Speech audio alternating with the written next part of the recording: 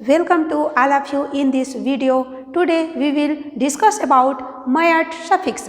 आज हम डिस्कस करने वाले हैं संस्कृत व्याकरण के अंतर्गत कि मयट प्रत्यय है वह क्या होता है, वाक्यों में इनका प्रयोग कैसे किया जाता है, अर्थात बोलने का अर्थ है कि कौन से शब्दों के साथ या किस प्रकार के शब्दों के साथ मयट प्रत्यय का प्रयोग किया जाता है, अर्थात मयट प्रत्यय को ऐड किया जाता है। और मयट प्रत्यय लगने के बाद शब्द का रूप किस प्रकार से अर्थात तद्धितांत रूप किस प्रकार से निर्मित होता है, इसका स्त्रीलिंग पुल्लिंग और नपुंसकलिंग क्या होता है, इसका वाक्यों में किस प्रकार से प्रयोग किया जाता है। तो आज हम लोग तद्धित प्रत्यय के अंतर्गत अर्थात शब्दों के पीछे लगने वाले प्रत्यय के अंतर्गत आज हम लोग देख लेते हैं मयट प्रत्यय। संस्कृत व्याकरण के अंतर्गत देखते हैं मयट प्रत्यय। तो मयट प्रत्यय का प्रयोग संज्ञा या सर्वनाम के पीछे किया जाता है। कोई भी संज्ञा हो, बोल सकते हैं कोई भी संज्ञा हो, और कभी कभी सर्वनाम के पीछे भी किया जाता है, लेकिन अधिकतर रूप से मयट प्रत्यय का प्रयोग संज्ञा के पीछे जोड़ा जाता है। कोई भी संज्ञा रहेगा, संज्ञा के पीछे हम लोग मयट प्रत्यय का प्रयोग करेंगे। और युक्त किसी भी बोलना है किसी भी संज्ञा से या फिर किसी भी भाव से युक्त अर्थ में इसका प्रयोग किया जाता है। हम लोग मयट प्रत्यय को किसी भी संज्ञा के पीछे ऐड करते हैं, अर्थात मयट प्रत्यय संज्ञा शब्दों के साथ जोड़ा जाता है। संज्ञा के साथ हम लोग मयट प्रत्यय प्रयोग करते हैं। और जब भी मयट प्रत्यय लगने के बाद जो भी तद्धितांत रूप निर्मित होता है वह विशेषण के रूप में वाक्यों में प्रयोग किया जाता है। मतलब बोलने का अर्थ है कि जब भी हम लोग कोई शब्द के पीछे मयट प्रत्यय ऐड कर देते हैं तो वह जो शब्द निर्मित होता है वह विशेषण रूप निर्मित होता है। अब यहाँ पर हम लोगों को समझना है कि मयट प्रत्यय संज्ञा के पीछे जोड़े जाते हैं और मयट प्रत्यय लगने के बाद जो भी शब्द निर्मित होते हैं वे विशेषण पद निर्मित होते हैं। अब हम लोग देख लेते हैं मयट प्रत्यय को किस प्रकार से जोड़ा जाता है। जैसे हम लोग देख लेते हैं मयट प्रत्यय जब भी हम लोग कोई शब्द के साथ ऐड करते हैं, कोई भी संज्ञा के साथ जब भी मयट प्रत्यय ऐड करते हैं तो जो ट है वह विलुप्त हो जाता है, अर्थात मैं जो शेष बचा हुआ है यही शब्दों के साथ जोड़ा जाता है। लिखेंगे मयट प्रत्यय ऐड कर रहे हैं, बोलेंगे मयट प्रत्यय ऐड कर रहे हैं, लेकिन जब भी हम लोग शब्द के साथ जोड़ेंगे तो सिर्फ मैं को ही जोड़ेंगे। जैसे देख लेते हैं कोई एक संज्ञा शब्द ले लेते हैं, उसके पीछे हम लोग मयट प्रत्यय को ऐड करके देखते हैं। जैसे हम लोग ले लेते हैं आनंद।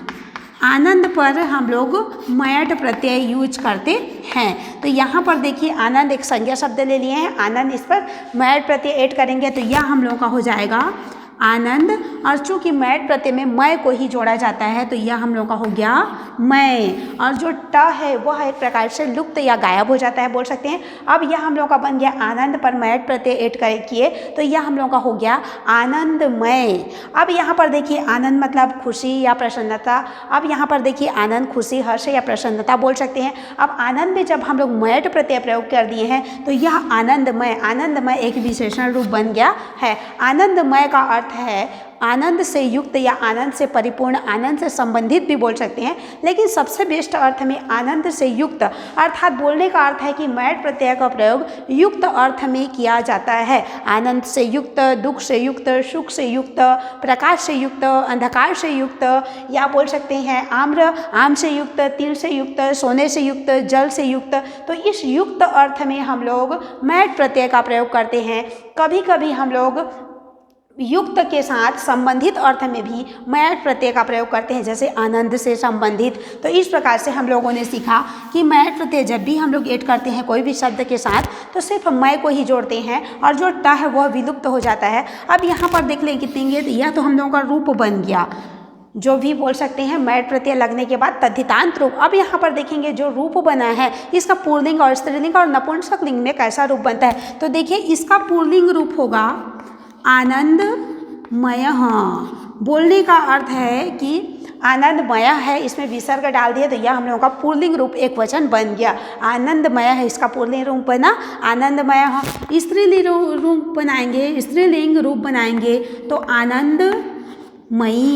तो इस प्रकार से हम लोग इसमें ई डाल दिए हैं, इकारांत बड़ा ही बोल सकते हैं। अब नपुंसकलिंग रूप इसका बनाएंगे तो यह हम लोग का हो जाएगा आनंदमयम।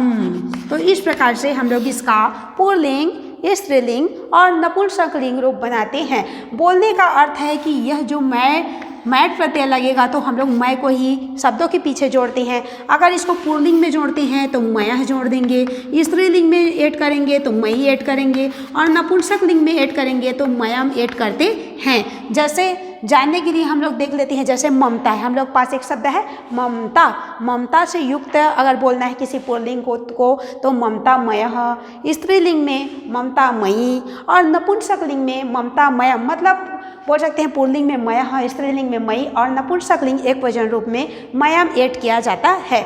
अब यहाँ पर हम लोग सीखे कि मयट प्रत्यय में मय ही शेष होता है, जो कि शब्दों के पीछे जोड़ा जाता है। युक्त अर्थ में इसका प्रयोग करते हैं, कोई भी चीज़ से संबंधित हो या किसी भी चीज़ से युक्त हो तो इसका प्रयोग करते हैं। जैसे हम लोग जल पे जोड़ देते हैं तो जल पर हम लोग मयट प्रत्यय ऐड करेंगे तो यह हम लोग का हो जाएगा जलमय। यह हो जाएगा हम लोगों का जल, और मयट में मय यूज करते हैं तो मय हो गया, तो यह हम लोगों का जलमय मतलब जल से युक्त। अब जल मतलब होता है पानी, और पानी से युक्त बोलना है तो जलमय, इस प्रकार से प्रयोग करेंगे। अब यहाँ पर हम लोग देख लेते हैं इसका पुल्लिंग, स्त्रीलिंग और नपुंसकलिंग रूप कैसे बनता है। तो जलमय का पुल्लिंग रूप बनाएंगे तो जलमयः मतलब विसर्ग ऐड कर देंगे, जलमया हो जाएगा। स्त्रीलिंग रूप बनाएंगे तो जलमयी मतलब बड़ा ई दीर्घ ई ऐड कर देंगे तो जलमयी स्त्रीलिंग हो गया। नपुंसकलिंग रूप बनाएंगे तो जलमया मतलब माँ बोल सकते हैं, मकार माँ को ऐड कर देंगे, मकार माँ को ऐड कर देंगे। अब देखिए जलमयः पुल्लिंग हो गया जलमयः, स्त्रीलिंग में हम लोगों का हो जाएगा जलमयी और नपुंसकलिंग रूप हो जाएगा जलमयम्। तो इस प्रकार से हम लोग मयट प्रत्यय का प्रयोग पुल्लिंग, स्त्रीलिंग और नपुंसकलिंग में प्रयोग करते हैं। जल से युक्त कोई पुल्लिंग को बोलना चाहते हैं तो जलमयः जल से युक्त, स्त्रीलिंग को बोलना चाहेंगे कि जलमयी है तो जलमयी जल से युक्त है, नपुंसकलिंग को बोलेंगे कि जल से युक्त है तो जलमयम्। इस प्रकार से प्रयोग करेंगे। अब यहाँ पर हम लोग देख लेते हैं कुछ शब्दों के साथ इस मय प्रत्यय या मयट प्रत्यय का प्रयोग करके। अब यहाँ पर हम लोगों को थोड़ा सा और देखना है कि मयट प्रत्यय जब भी शब्दों के साथ जोड़ेंगे तो ट विलुप्त हो जाता है, मय ही शेष बचता है, जिसे हम लोग शब्द के पीछे जोड़ देते हैं। जैसे सुख है तो सुख प्लस मयट इक्वल सुखमय। अब देखिए पुल्लिंग रूप में यह मय जुड़ता है अर्थात सुखमय हो जाएगा। स्त्रीलिंग में मयी जुड़ता है तो सुखमयी, नपुंसकलिंग में जोड़ेंगे तो हम लोगों का म जुड़ता है तो या बोल सकते हैं मयम जुड़ता है तो यह हम लोगों का हो जाएगा सुखमयम। सुखमयः पुल्लिंग रूप, स्त्रीलिंग रूप में सुखमयी, नपुंसकलिंग रूप में सुखमयम। अब देखते हैं कुछ शब्दों के साथ जोड़ करके कि आखिर इसका रूप कैसे बनता है। जैसे आनंद पर हम लोग ऐड कर दिए तो हम लोगों का आनंद का आनंद हो गया। पुल्लिंग में मयट प्रत्यय ऐड करेंगे, पहले मय को ऐड कर देते हैं तो मयट पर मय ऐड किया जाता है तो सुखम आनंदमय हो गया। अब यहाँ पर देखिए पुल्लिंग रूप इसका बनाएंगे तो आनंदमय, पुल्लिंग रूप एक वचन। यहाँ हम लोग एक वचन की बात की जाइए, पुल्लिंग, स्त्रीलिंग एक वचन और नपुंसकलिंग एक वचन रूप की बात की जा रही है, जिसको हम लोग विभक्ति के अर्थ में देखें तो प्रथम विभक्ति एक वचन बोल सकते हैं। यहाँ पर देखिए पुल्लिंग रूप में जैसे आनंदमय, स्त्रीलिंग में यह हम लोगों का हो जाएगा आनंदमयी, आनंदमयी और नपुंसकलिंग रूप बनाएंगे तो यह हम लोगों का हो जाएगा आनंद, या फिर इसको ऊपर ऐड कर सकते हैं हम लोग आनंदमयम। तो इस प्रकार से इसका रूप बनता है आनंदमयः, आनंदमयी, आनंदमयम। यहाँ पर सुख को अगर देख लेते हैं हम लोगों का हो जाएगा सुखमयः, पुल्लिंग रूप हो गया सुखमयः और स्त्रीलिंग रूप बनाएंगे तो यह सुखमयी हो जाएगा और नपुंसकलिंग रूप ऐड करेंगे तो सुखमयम हो जाएगा। तो इस प्रकार से बोल सकते हैं कि इनका रूप तद्धितांत रूप पुल्लिंग, स्त्रीलिंग और नपुंसकलिंग रूप मयट प्रत्यय लगने के बाद बनता है। जैसे दुख पर ऐड करेंगे तो दुख, पुल्लिंग में दुख पर ऐड करेंगे तो दुखमयः, स्त्रीलिंग में दुखमयी और नपुंसकलिंग में दुखमयम हो जाएगा। अगर आम्र पर ऐड करेंगे, आम से युक्त बोलना है हम लोगों को तो मयट प्रत्यय ऐड करेंगे तो आम्रमयः, आम्रमयी, आम्रमयम हो जाएगा। आम्रमयः पुल्लिंग हो गया, आम्रमयी स्त्रीलिंग हो गया, आम्रमयम बोलेंगे तो नपुंसकलिंग हो गया। जैसे तिल में ऐड करेंगे तो तिलमयः, तिलमयी, तिलमयम बोल सकते हैं पुल्लिंग, स्त्रीलिंग और नपुंसकलिंग रूप। जैसे सुंदर पर ऐड करेंगे, वह लड़की सुंदर है या वह लड़का सुंदर है या फिर वह पुस्तक सुंदर है, पुल्लिंग, स्त्रीलिंग या नपुंसकलिंग के लिए प्रयोग कर सकते हैं कि अर्थात सुंदरता से युक्त है, सुंदरता से युक्त है या नपुंसकलिंग जो है वह सुंदरता से युक्त है। तो सुंदर पर हम लोग मयट प्रत्यय प्रयोग करेंगे तो सुंदरमय हो गया। पुल्लिंग रूप बनाएंगे तो सुंदरमयः, स्त्रीलिंग रूप बनाएंगे तो सुंदरमयी और नपुंसकलिंग रूप बनाएंगे तो सुंदरमयम हो जाएगा। उसी प्रकार से तृण, तृण मतलब मतलब होता है तिनका, तिनके से युक्त। अगर हमको घास या तिनके से युक्त, कचड़े से युक्त भी बोलना है तो यूज करेंगे, तो हम लोग का हो जाएगा तृणमयः।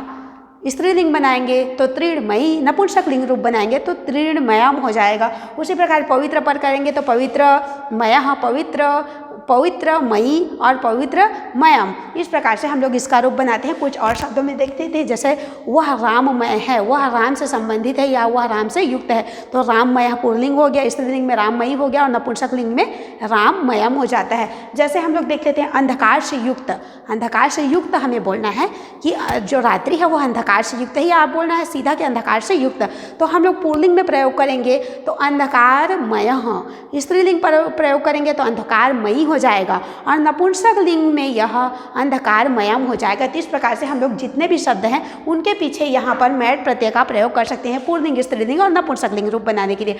अब यहाँ पर हम लोगों को पता चला कि सिर्फ हम लोगों ने सीखा पुल्लिंग एकवचन रूप, स्त्रीलिंग एकवचन रूप और नपुंसक लिंग एकवचन रूप, जो कि मैं जो है मैट प्रत्यय में मैं ही शेष बचता है, अर्थात शब्दों के पीछे मैं को ही जोड़ते हैं। पुल्लिंग में यह मया हो जाता है, स्त्रीलिंग में यह मई हो जाता है और नपुंसक लिंग में यह मयम हो जाता है। यह हम लोगों का पुल्लिंग एकवचन, स्त्रीलिंग एकवचन और नपुंसक लिंग एकवचन प्रथमा विभक्ति का रूप हुआ। अब हम लोग देख लेते हैं कि विभक्ति वाक्यों में इनका प्रयोग विशेषण के रूप में जो शब्द निर्मित हुए हैं, इसमें मैट प्रत्यय लगने के बाद जो भी शब्द निर्मित होते हैं वे विशेषण रूप हो जाते हैं। मतलब एक विशेषण किसी विशेष की विशेषता बताने के लिए इसका प्रयोग वाक्यों में किया जाता है। कोई भी संज्ञा है उसकी विशेषता बताने के लिए विशेषण के रूप में विशेषता बताने के लिए इन शब्दों का प्रयोग करते हैं। जैसे स्वर्णमयी लंका, सोने से युक्त लंका, लंका की विशेषता बता रहे हैं कि वह सोने से युक्त है।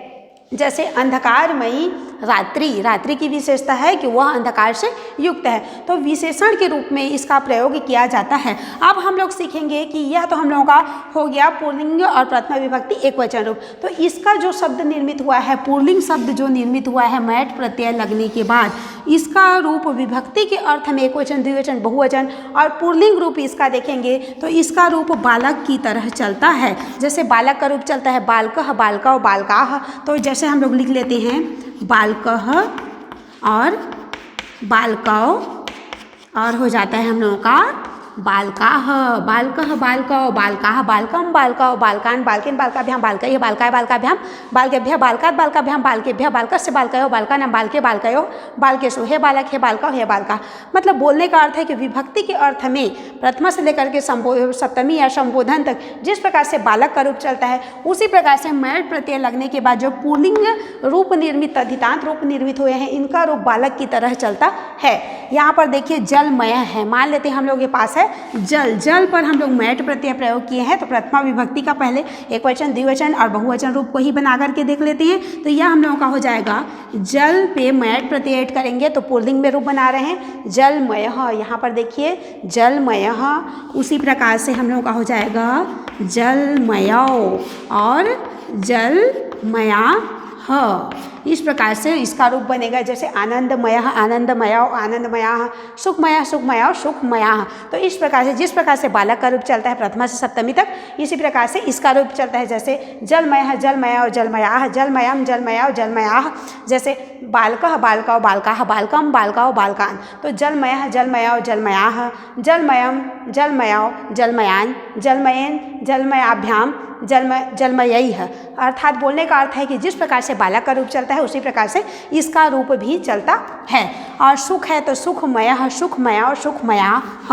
तो इस प्रकार से हमने सीखा कि पुल्लिंग में इसका रूप बालक की तरह चलता है। अब स्त्रीलिंग में देख लेते हैं तो इसका रूप नदी की तरह चलता है। नदी बोलें या फिर तो बोलें जननी, अर्थात बोलने का अर्थ है कि इकारांत दीर्घ ई है, इकारांत स्त्रीलिंग में नदी या जननी का रूप जिस प्रकार से चलता है उसी प्रकार से स्त्रीलिंग रूप में, स्त्रीलिंग रूप जैसे जलमयी, आनंदमयी है, इनका रूप भी नदी की तरह ही चलेगा। अर्थात इसका स्त्रीलिंग रूप नदी या जननी की तरह चलता है। जैसे नदी, नद्यौ, नद्या, नदी, नद्यौ, नदी है, नद्या, नदीभ्याम, नदी भी है। इस प्रकार से जैसे जननी, जनन्यौ, जनन्य है, जन्नीम, जनन्यौ, जन्नी है, जनन्या, जन्नीभ्याम, जन्नी भी है, जनन्य, जन्नीभ्याम, जन्नीभ्य है।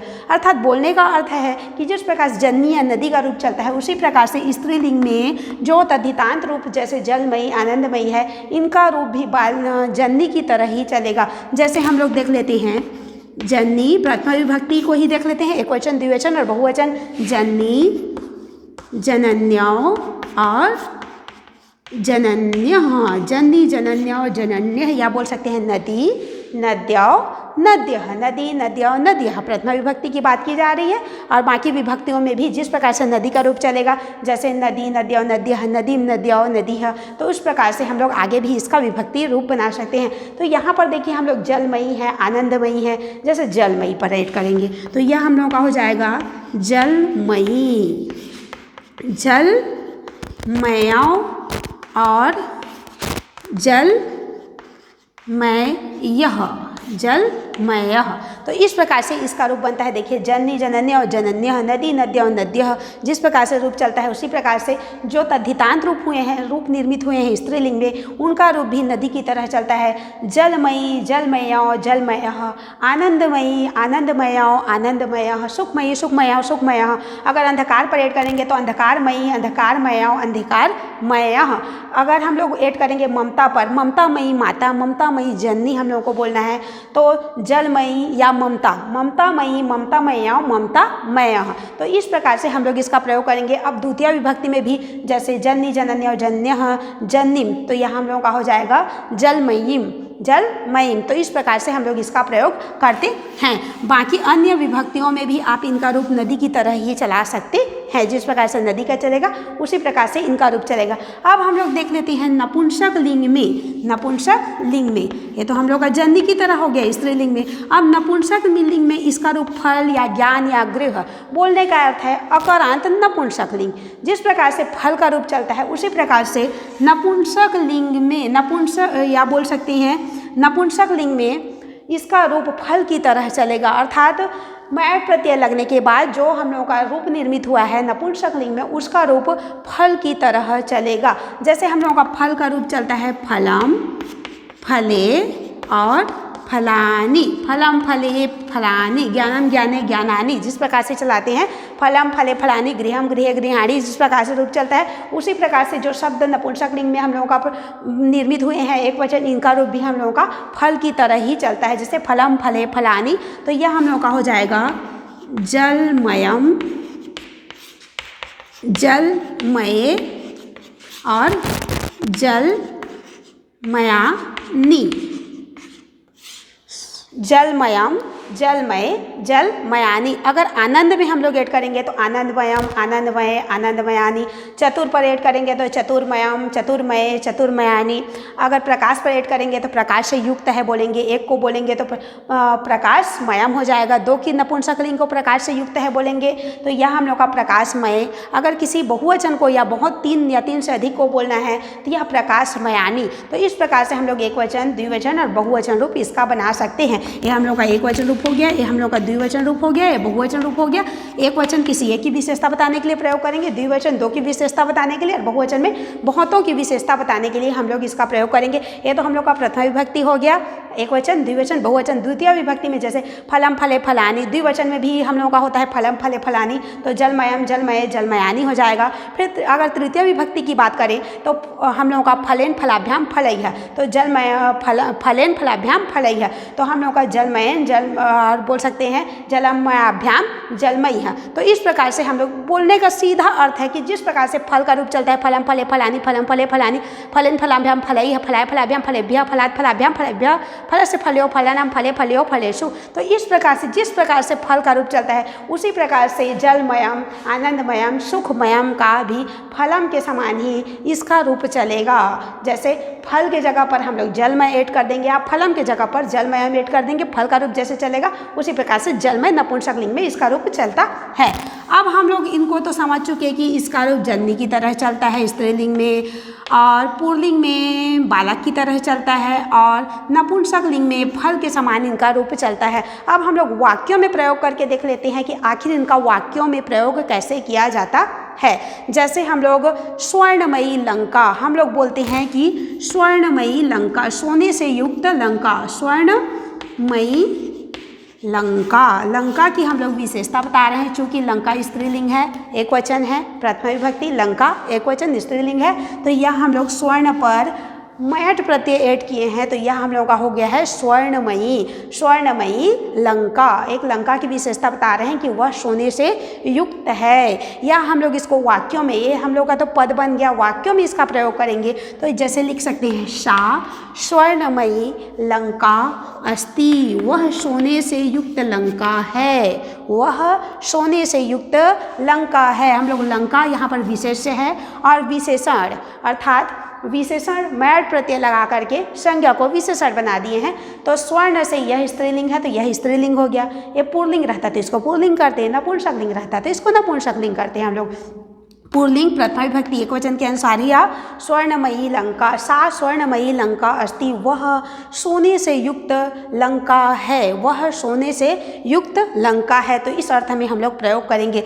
मान लेते हैं हम लोग हमारे पास 2 लंका रहती तो यहाँ पर हम लोगों का लंका का हो जाता लंके, तो यहाँ पर स्वर्णमयी का हो जाता स्वर्णमय। तो इस प्रकार से हम लोग इनका प्रयोग करते हैं।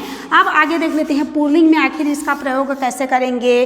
जैसे कोई बालक है तो हम लोग बालक की विशेषता बताएंगे बालकः, और यह है आनंदमय, आनंद से परिपूर्ण या आनंद से युक्त कोई बालक है। एक बालक है जो आनंद से युक्त है तो यहाँ पर हम लोग आनंद पर प्रयोग करेंगे। आनंद से युक्त है तो आनंद पर हम लोग प्रयोग करेंगे मयट प्रत्यय। तो हम लोगों का विशेष जो है पुल्लिंग है प्रथमा विभक्ति एकवचन, तो यहाँ पर आनंद में मयट प्रत्यय प्रयोग करेंगे और प्रथमा विभक्ति एकवचन। तो यहाँ पर बालक है तो यह हम लोगों का हो जाएगा आनंदमयः बालकः, आनंद से परिपूर्ण बालक, आनंद से परिपूर्ण बालक। यहाँ पर सह प्रयोग कर सकते हैं, वह आनंद से युक्त या आनंद से पूर्ण, आनंद से परिपूर्ण, सीधा अर्थ में आनंद से युक्त बोल सकते हैं। सह आनंदमयः बालकः अस्ति, वह आनंद से युक्त बालक है, वह आनंद से युक्त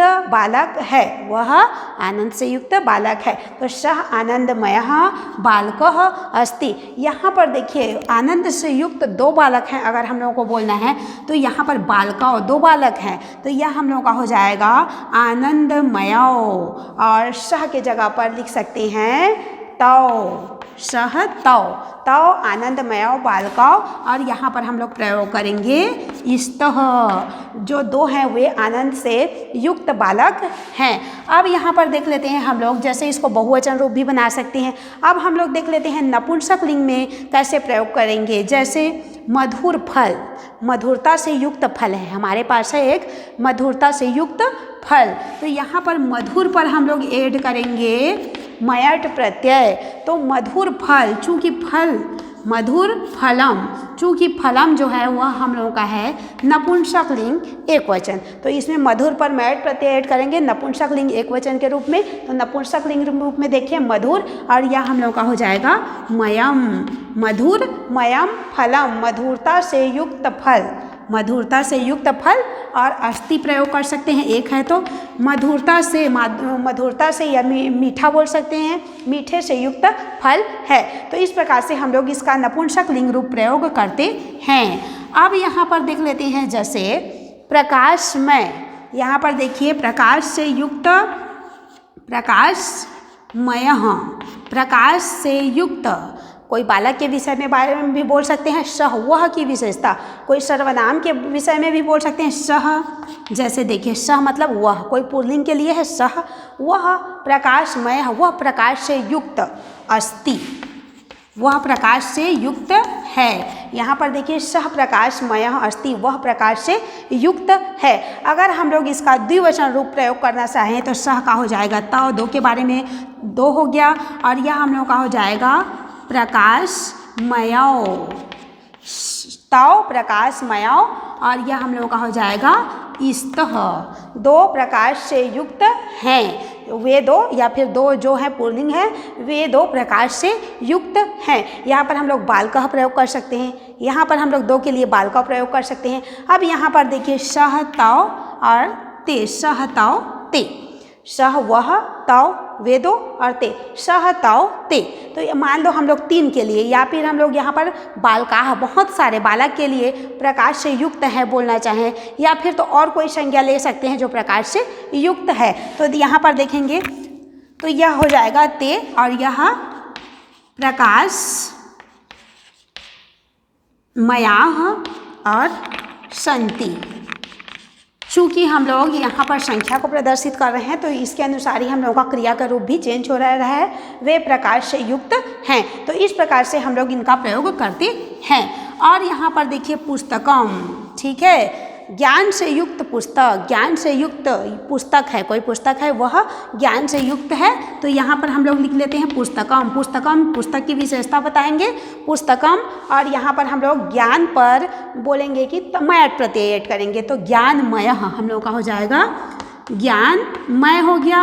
और ये नपुंसक लिंग है तो ज्ञानमयम पुस्तकम, ज्ञानमयम, या सीधा बोल सकते हैं ज्ञानमयम पुस्तकम, इसको हम लोग यहाँ ऐड कर सकते हैं ज्ञानमयम पुस्तकम, ज्ञानमयम पुस्तकम, ज्ञान से युक्त पुस्तक, ज्ञान से जो भी है वह क्या है, पुस्तक है, वह ज्ञान से युक्त है। अगर इसको हम लोग द्विवचन रूप करें पुस्तकम पुस्तके, दो पुस्तक हैं हमारे पास, दो पुस्तक हैं ज्ञान से युक्त, तो यहाँ पर हम लोगों का हो जाएगा पुस्तके है तो ज्ञानमय पुस्तके, ज्ञानमय पुस्तके। अगर इसका बहुवचन रूप बनाएंगे कि बहुत सारे पुस्तक हैं हमारे पास, कितने हैं, बहुत सारे पुस्तक हैं, पुस्तकानी, पुस्तकानी, बहुत सारे पुस्तक हैं हमारे पास, ज्ञान से युक्त, ज्ञान से परिपूर्ण बहुत सारे पुस्तक हैं, तो यहाँ पर हम लोगों का हो जाएगा ज्ञानानि, ज्ञानानि होना चाहिए, लेकिन हम लोग प्रयोग कर रहे हैं मयट प्रत्यय का, तो हम लोग का क्या हो जाएगा ज्ञानमया।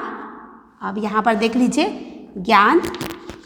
ज्ञानमय हो गया, और यहाँ पर हम लोग ऐड करते हैं ज्ञानमयम, ज्ञानमये, ज्ञानमयानि, तो यहाँ पर हो जाएगा हम लोगों का ज्ञानमयानि पुस्तकानि, ज्ञान से युक्त बहुत सारे पुस्तक, और यहाँ पर हम लोग सन्ति है प्रयोग कर सकते हैं, ज्ञान से युक्त बहुत सारे पुस्तक हैं। तो इस प्रकार से हम लोगों ने समझा कि पुल्लिंग, स्त्रीलिंग और नपुंसक लिंग एक वचन, द्विवचन और बहुवचन रूप कैसे प्रयोग करते हैं। मान लेते हैं हमारे पास सुंदरता से युक्त कन्या है, सुंदरता से युक्त या फिर बालिका है, तो यहाँ पर सुंदर से युक्त, तो यहाँ पर हम लोगों का हो जाएगा सुंदरमय, सुंदरता से युक्त। अब यहाँ पर हम लोगों का है बालिका, सुंदरता से युक्त बालिका, अस्थि लिख सकते हैं है के लिए, तो यहाँ पर देखिए बालिका स्त्रीलिंग, प्रथमा विभक्ति एक वचन, तो यहाँ पर स्त्रीलिंग बनाएंगे तो यह हम लोगों का हो जाएगा सुंदरमयी बालिका, अस्थि, और इसके आगे पीछे कुछ भी ऐड कर सकते हैं हम लोग, इसके पीछे भी कुछ भी ऐड कर सकते हैं, और इसको वाक्य बना सकते हैं सुंदरमयी बालिका, दो बालिका सुंदर हैं, तो यह हम लोगों का हो जाएगा सुंदरमय। चूँकि इसका रूप बालिका या बोल सकते हैं जननी की तरह चलता है, तो जननी जनन्याओं है, तो हम लोगों का सुंदरमयी, सुंदर, यहाँ पर देखिए सुंदरमयी, सुंदरमयाओं, तो यहाँ हम लोगों का हो जाएगा सुंदरमयाओं, और बालिका बालिके, सुंदरमयाओं बालिके, सुंदरता से युक्त दो बालिका हैं, सुंदरता से युक्त दो बालिका हैं। अगर हम लोग बहुवचन प्रयोग करना चाहेंगे तो जैसे जननी, जनन्या और जनन्यः, तो उसी प्रकार से हम लोग यहाँ पर जननी, जनन्या और जनन्यः जिस प्रकार से रूप चलता है, तो सुंदरमयी, सुंदरमया और सुंदरमयः, तो यहाँ पर हो जाएगा सुंदरमयः बालिकाः, बालिका बालिके बालिकाः, तो बहुत सारे बालिकाएँ हैं वे सुंदर हैं, तो सुंदरमयः बालिकाः। तो इस प्रकार से हम लोग इसके आगे पीछे जो भी ऐड करना चाहें ऐड कर सकते हैं। जैसे यहाँ पर देखिए सा, लड़की है इसीलिए प्रयोग किए सा, वह सुंदरमयी बालिका अस्ति, वह सुंदरता से युक्त बालिका है। मान लीजिए हम लोग ऐड करते हैं ममतामयी माता, ममता से युक्त कोई माता है, जो मम्मी है या माता है वह क्या है, ममता से युक्त है, उसके पास ममता का गुण है, तो यहाँ पर देखिए ममतामयी माता, जो माता है हमारे पास वह क्या है, ममता से युक्त है, तो इस अर्थ में हम लोग प्रयोग करेंगे। यहाँ पर हम लोग माता की विशेषता बता रहे हैं कि वह ममतामयी है, ममतामयी माता। यहाँ पर हम लोग सा का प्रयोग कर सकते हैं, अस्ति का प्रयोग कर सकते हैं, सा वह ममतामयी माता है, या फिर यहाँ पर सा ममतामयी माता, और यहाँ पर ऐसा भी ऐड कर सकते हैं हम लोग ममतामयी माता भवती, ममतामयी माता होती है। मतलब बोलने का अर्थ है कि विशेष कोई संज्ञा की विशेषता बताने के लिए इसका प्रयोग किया जाता है। विशेष जिस विभक्ति और जिस वचन में होगा उसी विभक्ति और वचन में भी इस विशेषण शब्द है उनका प्रयोग किया जाता है। जैसे देखो, एक वाक्य ले लेते हैं, आनंदमय कार्य में, आनंद से युक्त कार्य में हमें बोलना है कार्य मतलब होता है कार्य में। यहाँ पर हम लोगों का है सप्तमी विभक्ति और हम लोगों का हो गया एक वचन, सप्तमी विभक्ति एक वचन। तो इस प्रकार से हम लोग सप्तमी विभक्ति आनंद में ऐड करेंगे। हम लोगों को पास है आनंद, आनंद पे हम लोगों को प्रयोग करना है आनंद प्लस मयट, आनंद पे मयट प्रत्यय ऐड करना है। उसके साथ हम लोगों का सप्तमी विभक्ति एक वचन भी ऐड करना है। हम लोगों को बोला जा रहा है कि आनंद से युक्त कार्य में, आनंद से युक्त कार्य में। तो यहाँ पर देखिए आनंद से युक्त कार्य अर्थात कार्य में। अब यहाँ पर देखिए आनंदमय है, आनंद में मयट प्रत्यय ऐड किए तो आनंदमय। अब यहाँ पर सप्तमी विभक्ति ऐड करेंगे एक वचन, तो यह हम लोगों का हो जाएगा आनंदमय कार्य। आनंद से युक्त कार्य में आगे पीछे कुछ भी ऐड कर सकते हैं, आनंदमय कार्य अर्थात आनंद से युक्त कार्य में। तो इस प्रकार से हमने सीखा कि विभक्ति के अर्थ में इनका प्रयोग किया जाता है। पुल्लिंग में इसका रूप बालक की तरह चलता है, मयट प्रत्यय लगने के बाद जो शब्द निर्मित होते हैं पुल्लिंग में उसका रूप बालक की तरह चलता है, स्त्रीलिंग में उसका रूप जननी की अर्थात नदी की तरह चलता है, नपुंसक लिंग में उसका रूप फल ज्ञान की तरह, फल या ज्ञान की तरह चलता है। अब यहाँ पर हमने सीखा कि मयट प्रत्यय का प्रयोग विशेषण पद निर्माण के लिए संज्ञा के साथ जोड़े जाते हैं जिसका अर्थ युक्त अर्थ में इसका प्रयोग किया जाता है। कहीं कहीं पर संबंधित अर्थ में भी मयट प्रत्यय का प्रयोग किया जाता है। अब इसके बाद हम लोग जैसे जोड़ करके देख लेते हैं। कुछ शब्द में जैसे संस्कार है तो संस्कारमय, स्त्रीलिंग बनाएंगे तो संस्कारमयी और नपुंसक लिंग रूप बनाएंगे तो संस्कारमयम हो जाएगा। जैसे करुणा है तो करुणामय पुल्लिंग हो गया, करुणामयी कोई स्त्री है वो करुणा से युक्त है तो करुणामयी, नपुंसक लिंग रूप बनाएंगे तो करुणामयाम रूप हो जाएगा। अब हमने सीखा कि युक्त अर्थ में इसका प्रयोग किया जाता है और संबंधित अर्थ में भी इसका प्रयोग किया जाता है। जैसे सुखमय, सुख से संबंधित, सुखमयी सुख से संबंधित और सुखमयम जो नपुंसक लिंग है वो सुख से संबंधित है।